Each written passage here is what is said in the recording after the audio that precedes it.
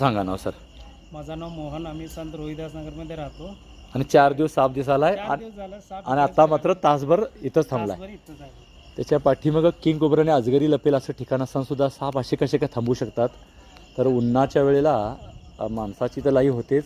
बेळगावचं तापमान पण 35-37पर्यंत आलं आहे आणि त्यामुळे साप असे कित्येक वेळ थांबू शकतात. सापाच्या स्वभावावर, जातीवर आणि त्याच्यामुळे आम्हाला अनुभव कामाला येतो आहे. आत्तासुद्धा तो क्षणार्धात जाऊ शकतो लक्षात घ्या. पण 1 तास असा साप थांबला आहे. पाठीमागे सगळा नाला गेला लक्षात घ्या. भले मोठे साप लपू शकतात असं, पण असाच साप थांबतोय का तर त्याच्या स्वभावावर आणि शांत असं सापाला बिडूक मिळेल ते खात राहतात. आणि ही जी जात आहे, आता त्यांनी फोन केल्यावर मला अंदाज आला हाच असावा म्हणून. आणि म्हणजे सापाच्या जातीवरती अवलंबून असते. दुसरा साप कदाचित घोणस असेल, नाग असेल. घोणससुद्धा थांबणार साप पण एवढा थांबणार नाही लक्षात घ्या. नाग, धामण तर बिलकुल थांबत नाहीत.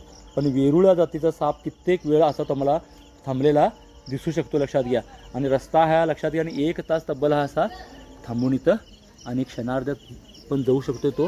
आता मी त्याला 1 फूट जवळ आलो लक्षात घ्या, तरी पण हा जात नाही आहे. सगळं सापाच्या स्वभावावरती हे अवलंबून असतं आहे आणि म्हणून अनुभव, अभ्यास सापामध्ये कामाला येतो. वेरुळा चक्कर किलबॅग जातीचा हा साप आहे. आता याला पकडलं.